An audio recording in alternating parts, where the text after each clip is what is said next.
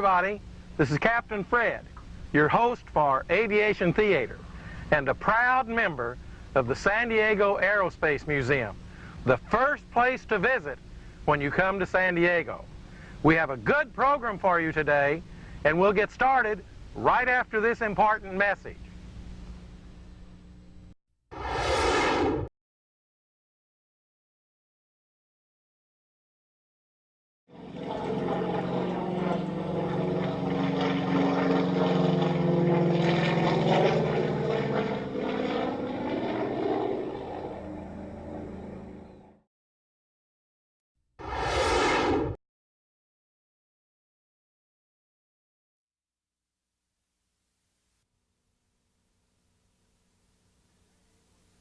Today we're visiting the EAA Airfair at Brown Field.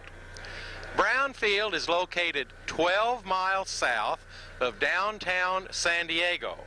It's 0.8 of a mile from the Mexican border. It's named after Roy Brown, the World War I Canadian pilot who is credited with shooting down the Red Baron.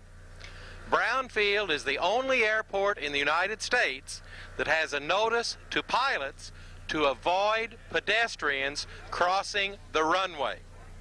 Let's visit the EAA Airfair at Brown Field. This is Bob Hitchcock, the incoming president of the local chapter, Chapter 14 of the EAA. Bob, tell us what you're doing here today.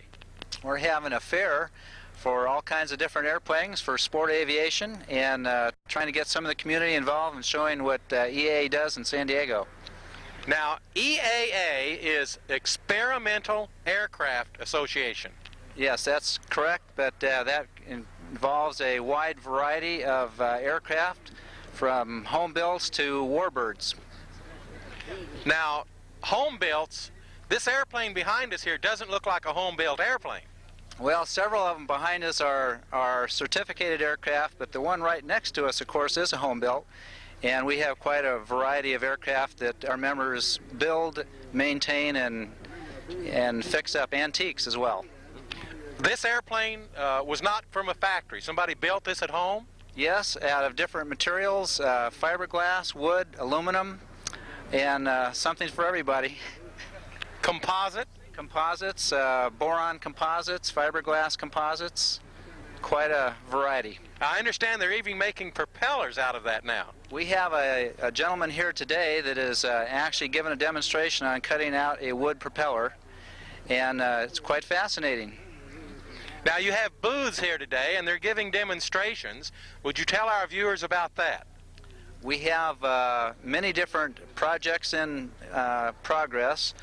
Metal aircraft, welding seminars. We have an engine seminar going on right now. We will again tomorrow at same time, I believe 10:30 in the morning. So it's a learning experience for all those that wish to partake. All those who wish to partake. You don't have to be a pilot. You don't have to own an airplane. You have to have an interest in aviation. That's all you have to have, is an interest. Bob Hitchcock, the incoming president for Chapter 14 of the EAA. The camera operator has climbed to the roof of the control tower and is hanging out over the railing to get this view for you so that you can get an overall of the airfair here at Brown Field. We have the booths that are demonstrating aircraft building skills and the new hangar that has been built. And you can see the cars lined up and some standard airplanes. You'll also see in this overview my favorite airplane, a Pete and Pole Air Camper, some RVs, there's a Flybaby, a Quicksilver. I see some ultralights, some auto gyros, and the campers. People stay here overnight for the whole weekend. And the sun has come out. Looks like we're going to have a good day here at the EAA Airfair at Brown Field. This is Wheeler North. He's the outgoing president of Chapter 14 EAA. Would you please tell our viewers about your tape library, book, and magazine library? Oh, I'd be happy to, Captain Fred. Our library right now is, I remember, just exceeded about 400 videotapes. Most of them are donated by various different members. They include just about every single Kit Planes videotape put out there, including such things as the RV4, the Kit Fox, or the Avid Fire. We also have many tapes that were that are produced from the various different aviation theater, for example, for the various different old-time war movies. We have quite a selection of the videotapes that were donated that are flight training type videotapes, ground school for not only private pilot but for instrument pilot, for ATP, and I think we also have some, although not a complete set, for those that want to get their airframe and power plant license. Now you also have a technical book library. That's correct. We have a great technical book library that includes just about every magazine ever printed in this half of the century. We have quite a great selection of technical reference material, including some of the federal aviation technical reference stuff.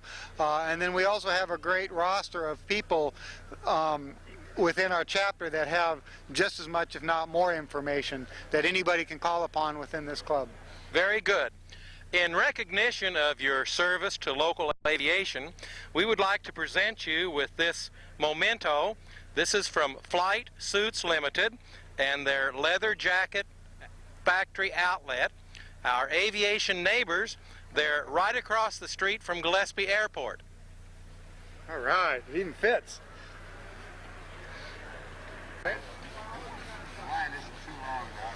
This is a 1946 Air Coupe owned by Ruvain and Leanne Silberman.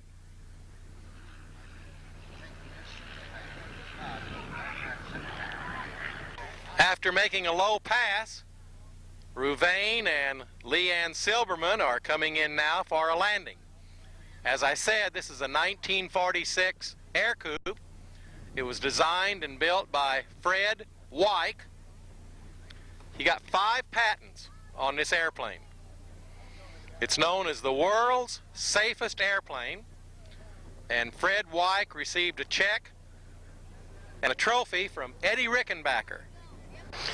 This is Dan Patch, and he's the owner of this. Is it a Long Easy or a Very Easy? Very Easy. It's the original Very Easy. Started building it in '76, and I finished it in 1981. So it's been flying now almost 12 years, 11 and a half. And this was designed by a famous person? Burt Rutan, yeah, out of Mojave, the designer of the Voyager, the around-the-world airplane that a lot of people know about. Is it true that this thing's made out of styrofoam? Well, there is some styrofoam in the wing, and there's a couple other different kinds of foam in the fuselage, the urethane foam, and there's some real high-density PVC foams in the airplane, but they're really not the structure. The structure of the aircraft is fiberglass and epoxy, very much like a surfboard in many ways. So that really carries all the load. The foam keeps it from buckling and gives it in some sense something to form the shape over, but doesn't really carry any load. I want to repeat his name again because when I was a boy, I had a ring that was made out of a horseshoe nail.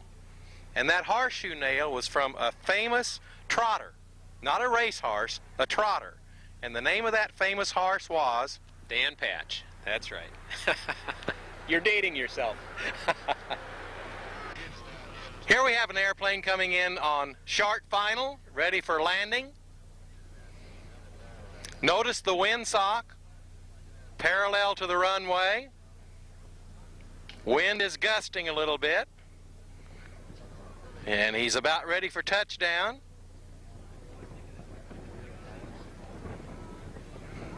Main gear. Oh, he's up again. Was that a touch and go? No, he ballooned a little bit. The wind is gusting today. That's forgivable.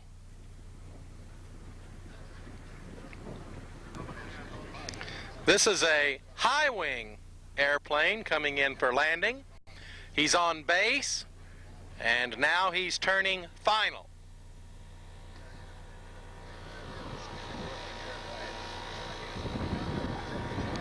You can see the clouds in the background. He has his strobe light on. It's a little cloudy today. Turning final, now on short final. Throttle back. 20 degrees of flap. Windsock stiffening a little bit, picking up a breeze. Ready to touch down.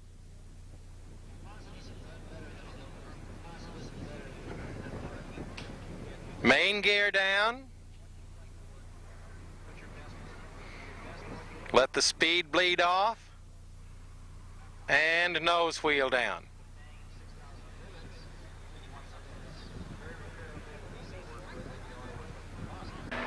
This is Rick Stahl, one of the EAA builders. Would you tell our viewers what you're building here? Well, this happens to be a modified RV4 with a modified Mazda RX-7 engine in it.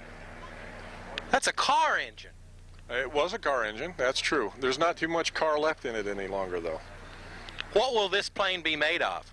It's basically an all-metal aircraft, and the engine, of course, is all aluminum, except for the crankcase halves themselves, that kind of thing. Now, I noticed that it looks like a wooden propeller. Yes, it's a ground-adjustable, three-bladed wooden propeller. It has a metal hub to it. It's built by one of the manufacturers that builds the same type of blades, except they build them as a two-bladed propeller, non-adjustable for regular RV4s. Why would you use a two-bladed propeller or a three-bladed propeller? Well, the only reason I actually have a three-bladed propeller right now is with a gearbox change from a car engine, you need to slow the output shaft down to be able to turn a propeller at a more reasonable speed. It also then produces more torque, and I need more blades to absorb the torque right now. We'll find out a little later down the road after testing exactly what blade angles we need, and at that point then I'll probably go to a fixed pitch propeller. So this is really just for, as it says, experimental purposes. Very good. Rick Stahl. This is Don Ham, and he's building an airplane. Would you tell our viewers what this is? This is a RV4. It's a kit developed by Dick Van Grusen in Hillsboro, Oregon. And you buy the kit and cut the metal and put it together. Now, is this two-place front and back? This is two-place tandem aircraft. The rear passenger has to sit more very tightly, like on a motorcycle pinions pad or something. There's not a whole lot of room for the rear guy, but the front guy has plenty of room. Okay. Now, this looks like it's just straight sheet metal work. It is straight aluminum sheet metal work, flush rivets all the way through. The only fiberglass, I assume that's what you're meaning, fiberglass, is the fairings, the wheel pants, and wingtips and that type of thing. About how long would it take to build a plane like this? Well, I hear a lot of stories. A lot of other people tell me they build one in 1,800 to 2,200 hours. I've been working on this since October of '86. I think I have about 4,000 hours in it right now. Murphy's Law says everything takes longer than it takes. That's sure the case, yes. Yes, it is. Thank you. This is Dave Rogers, and he's building a Kit Fox. I know what that is. Tell us about your Kit Fox.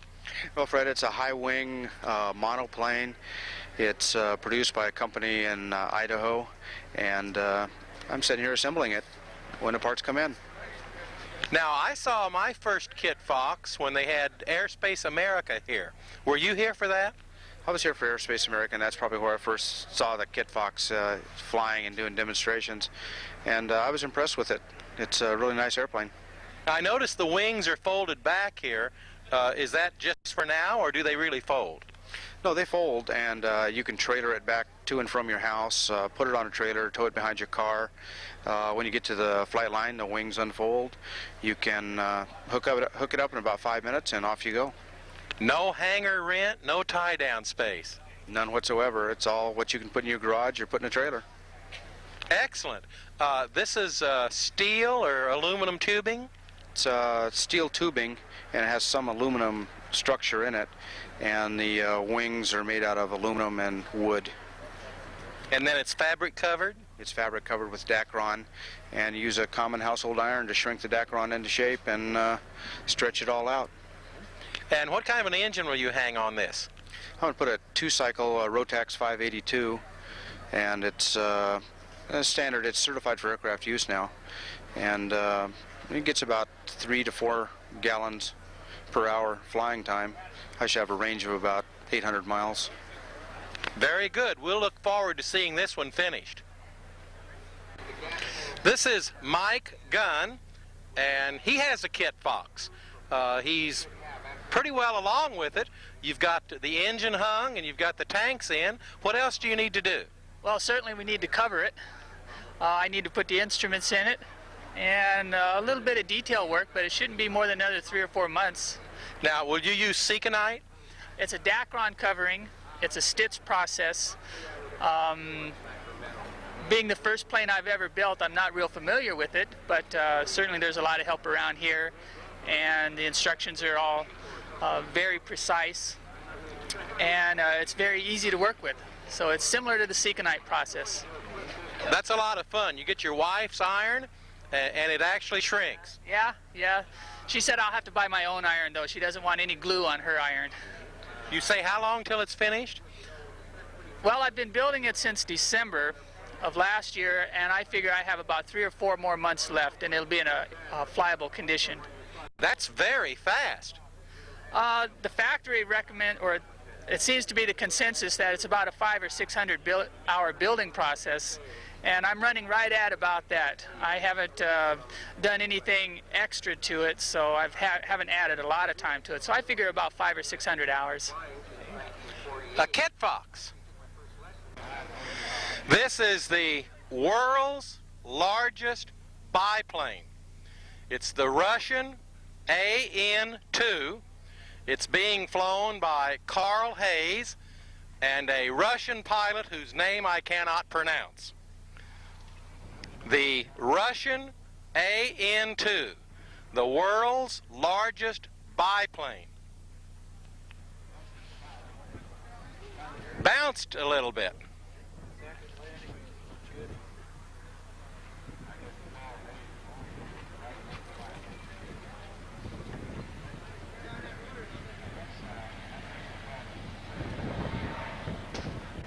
This is Bob Vinson. Would you tell our viewers what you're building?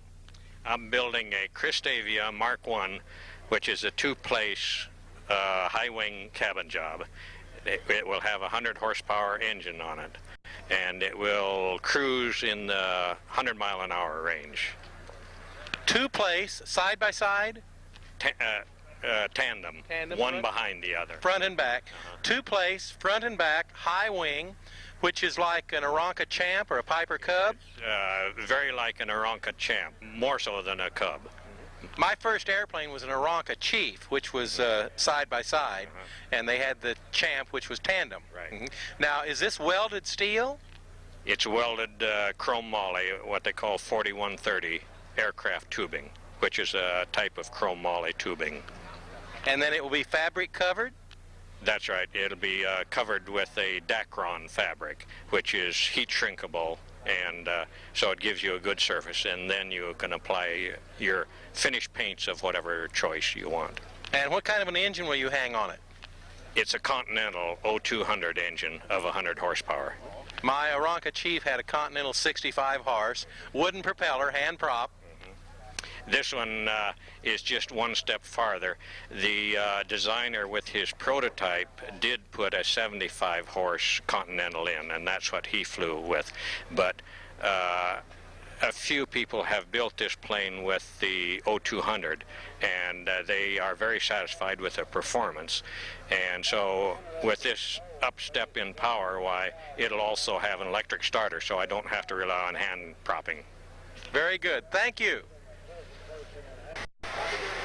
This is Pete Cavett, and you're building the Porsche of home-built airplanes. So they say. It's a Lancer 235, and it's actually the predecessor to the state-of-the-art Lancer 320, which you may have seen at the end of the row down here earlier.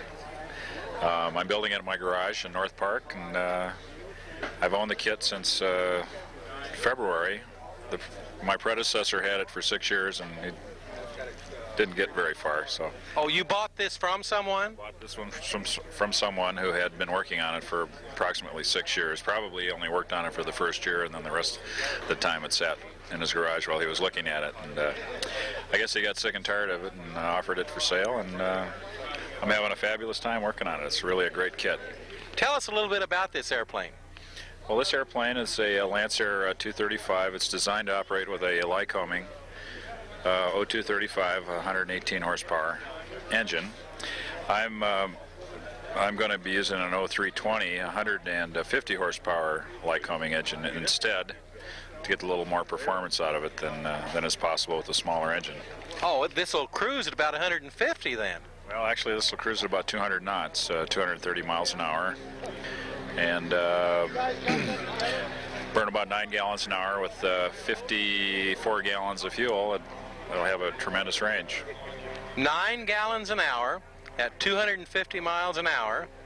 That's, see, 4 hours is 1,000 miles, and 4 times 9 is 36 gallons. That's better than a car. It sure is, yeah. Anyway, I'm looking forward to all these trips that I'll be able to make in it. And, actually, it's a replacement for my Cherokee, which is too slow to go anywhere. So. Thank you. This is Colonel Ben Hunsaker, Director Emeritus of Chapter 14 EAA in San Diego. And he's going to tell you about this hangar in back of us. First off, the chapter had 2 hangars, and we knew we need a third one. And Paul Hansen came up with the design and made a model of it. Marshall Randall made the model from Paul's drawings. And we had this sitting in the hangar, and we lost Jim Spire. He crashed in his experimental airplane out here, and his family was here.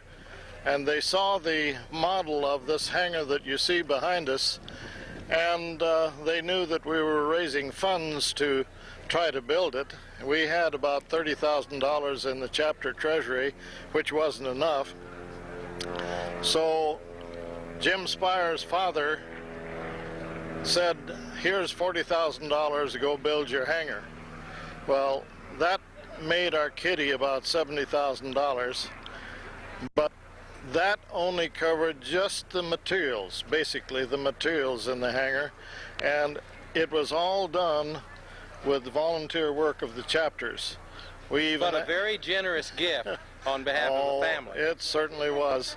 And fact is, we named the hangar for their son, Jim Spires, and I knew Jim quite well.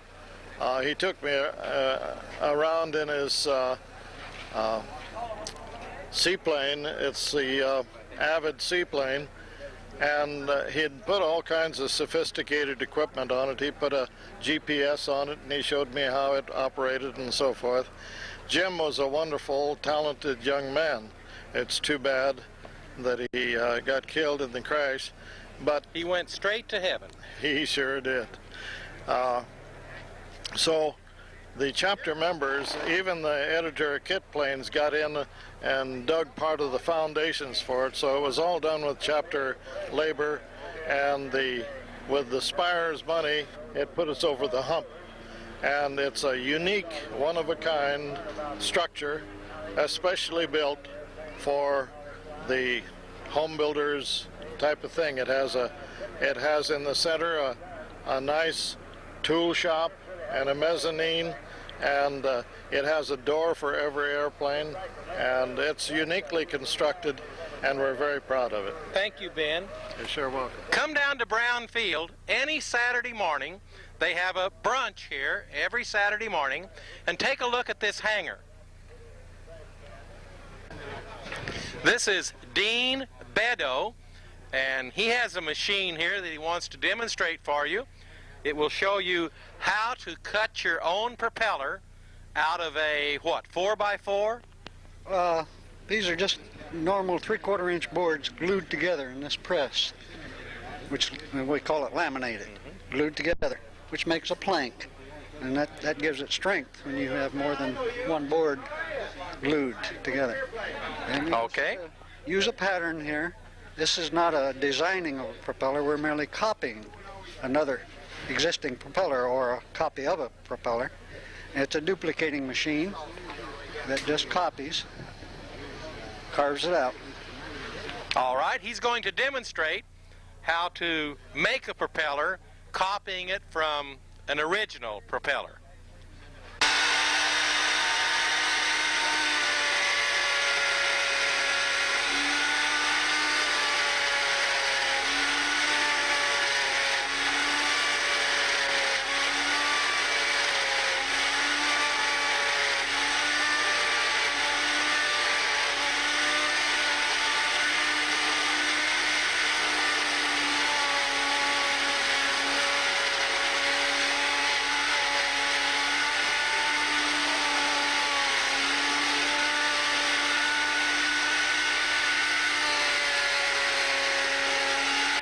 Every place we go, we see the voice of aviation. What are you doing here? Oh, just kind of having a little fun, Fred, to tell the people about this airplane fair that the Experimental Aircraft Association is having down at Brown Field today. Also had it yesterday. That's chapter 14. It's the world's largest chapter. And I think the friendliest chapter, Fred. We just have a lot of fun down here. The guys have all brought in their airplanes to show to people. We actually have them over here under construction that people can see how they're put together and just have a ball and have a refreshment stand. You can buy souvenirs, and looks like we're going to have a good crowd today because the weather is really cooperating, which it did half a day yesterday, but not in the morning. It rained. Good to see you down here. Charlie Cardell, the voice of aviation. Well, that's our show for today.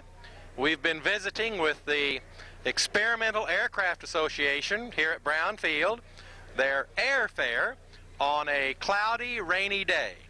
But rain shouldn't hurt a real airplane enthusiast. When I was a boy, I would walk 5 miles to get to stand near an airplane.